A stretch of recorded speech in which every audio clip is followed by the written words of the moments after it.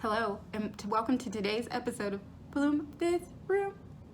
Now, if you're a human being and you've been on TikTok anytime within the last year, you have probably seen the trend of people running to Amazon and to different stores to buy shower water purifiers.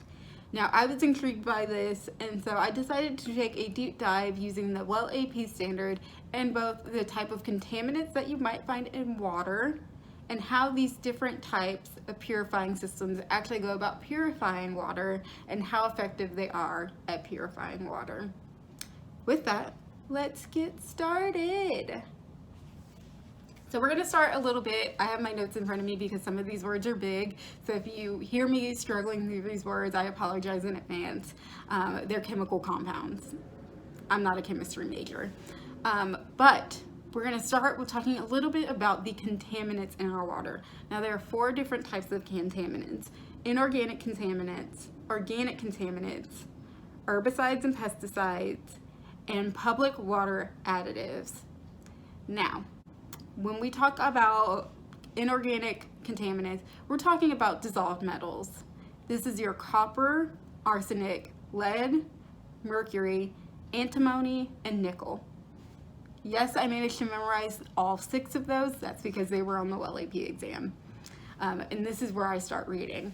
For your organic contaminants, these are organic pollutants such as styrene, benzene, ethylbenzene, PCBs, which if you did not know what PCBs are, that's polychlorinated biphenyls, vinyl chlorides, toluene, xylenes, and tetrachloroethylene. There we go. As far as agricultural contaminants, I hope you guys cannot hear the wind howling today. As far as agricultural contaminants, you have both your herbicides and pesticides. And I'll talk a little bit more about water systems and how this might work with, different things. But as far as herbicides, you have your atrazine, your simazine, your glyphosate, and your 2,4-dichlorophenoacetate acid. Your 2,4-dichlorophenoacetic acid. Say that 3 times fast. And then as far as fertilizers, you have nitrate. And then the one that has been bringing this up to the forefront with these shower heads are public water additives. Now, when I talk about herbicides, pesticides, contaminants, things like that in our water, there are different ways these contaminants can get in your water and the reason public water additives are made. Some people use well water. Well water, typically not filtered in the same way that water from a city might be, where you're using the water, it goes down the drain, it's reclaimed by the city along with things like sewer water and rainwater runoff.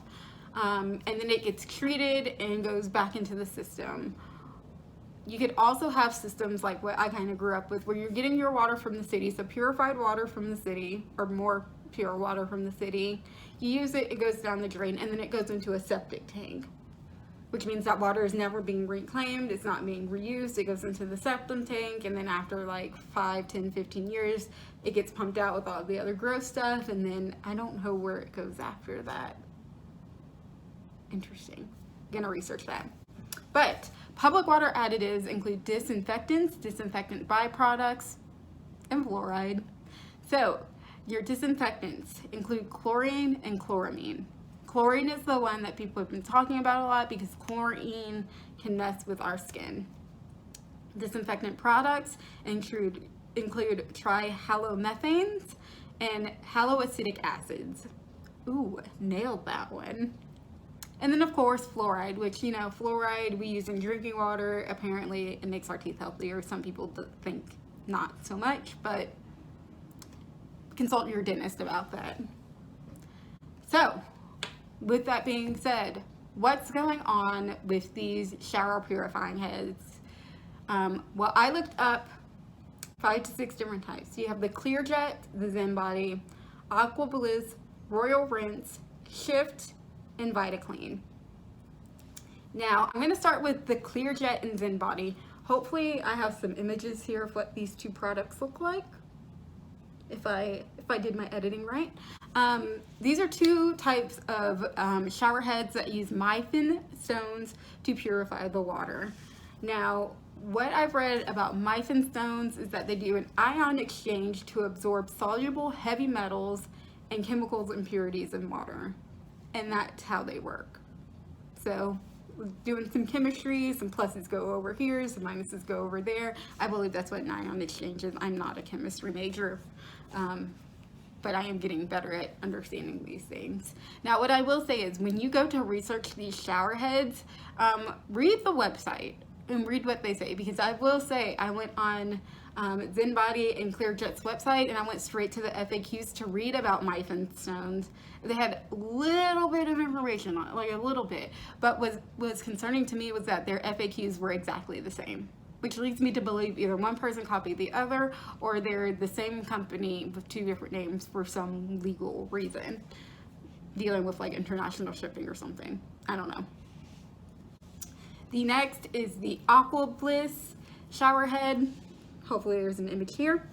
And Aqua Bliss had a lot of information on their website. It's actually a really good website to read about water purity and things like that. But their shower head works by using a mix of redox media, active carbon, which we'll get to in a second, and calcium sulfite.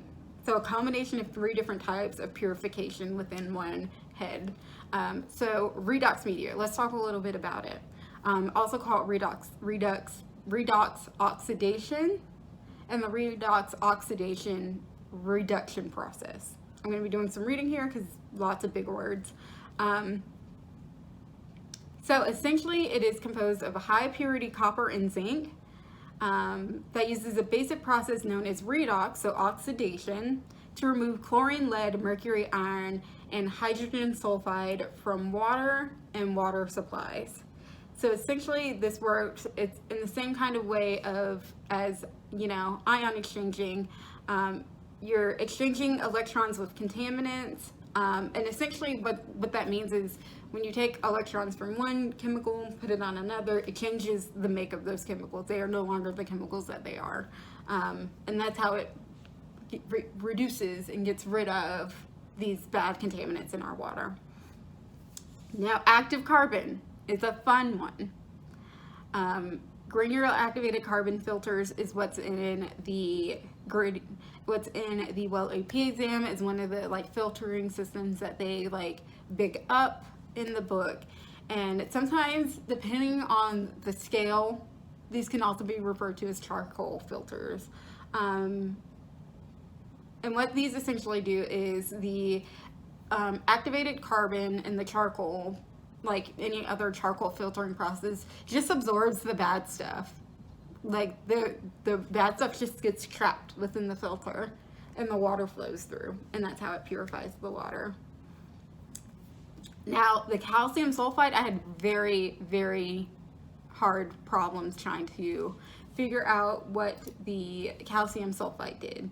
All I know is it's apparently very good at removing carbon from water. So yeah, there's that. As far as Royal Rinse, image here, all their website said was that they use essential vitamins to purify the water while offering various scents to keep you smelling better than ever. So I'm not saying anything good or bad about this company. All I'm saying is be wary of the use of essential oil in your showering products. A lot of people are sensitive to fragrance, and essential oils are still a fragrance product. Just throwing that out there. Shift, only on Amazon and K-Beauty websites. I cannot find its own website. So to me, that was a red flag, and I did no further research on that one. And last but certainly not least, we had VitaClean. And VitaClean uses a what they consider a 4-step purifying process. So they're innovative shower heads that use a vitamin C shot along with microfiber cloths for you to use, or microfiber filters, and then antibacterial ceramic balls and elite shungite filters in the water head. So here's the thing. Vitamin C is not great at purifying water. In fact, from what I've read from the American Chemical Society Division of Chemical Health and Safety, vitamin C doesn't give enough of a chemical reaction with chlorine to eliminate it from water. Boom. As far as things like the ceramic balls and shungite filters, I'm assuming the ceramic balls are something along the lines of the Meiffen stones. It didn't clarify what kind of ceramic balls were in this filter. But I read a little bit about shungite. Shungite is actually a like crystal. I'm sorry, the military is flying planes and helicopters above me. Anyway, shungite is a type of crystal that you typically see from people selling crystals online. But from what I read, it is a natural carbon containing material that is used to treat water. So as we said earlier, carbon filters do really well with capturing and encapsulating the bad stuff within the filter itself and then letting the purified water out. However, what I've also read, and do your own research, but what I've also read is that shungite can also release chemicals back into the water. So take that as you will. If I were to choose a filter, the Aqua Bliss seems like it's the best. It has 3 different types of filters that all work very well, and I'll have like information behind them minus the calcium sulfite, followed by the clear jet with the Meiffen stones. It'll get a lot of the chlorine out, but it doesn't necessarily mean it's getting all of the chlorine out, let alone other contaminants that might be in your water. Yeah, that was just my little deep dive that I took over the past week into these shower heads and water contaminants and all of that stuff. Thought it was interesting, so I thought I'd share it with you. As always, go ahead and do your own research before purchasing any of these types of things. Like I said, it was a trend on TikTok, and when trendy things begin to happen, it means that there will also be predatory companies trying to get in on that trending action and sell you something that might not work or might be harmful to you. So once again, always do your research when you're purchasing something like this. That was my little PSA, I guess. As always, follow me and subscribe to my YouTube channel here. Follow me at The Blooming Babe. That's my wellness blog. And Bloom This Room Interiors. That is my wellness design, my wellness-based interior design business. Have a happy Thursday. It is April 1st, which to me means it's officially spring. Happy April Fool's Day. Don't be pranking people. I had to tell my fiance last night not to prank me because I am not one to enjoy being pranked. If you are like me and trying to refresh on Loz's Spring Fest page, we're struggling right now. Their website went down. Loz is giving away free plants, by the way. Growing kits, rather. So yeah, have a happy Thursday. Once again, follow me on all social media. And stay tuned for next week. See ya.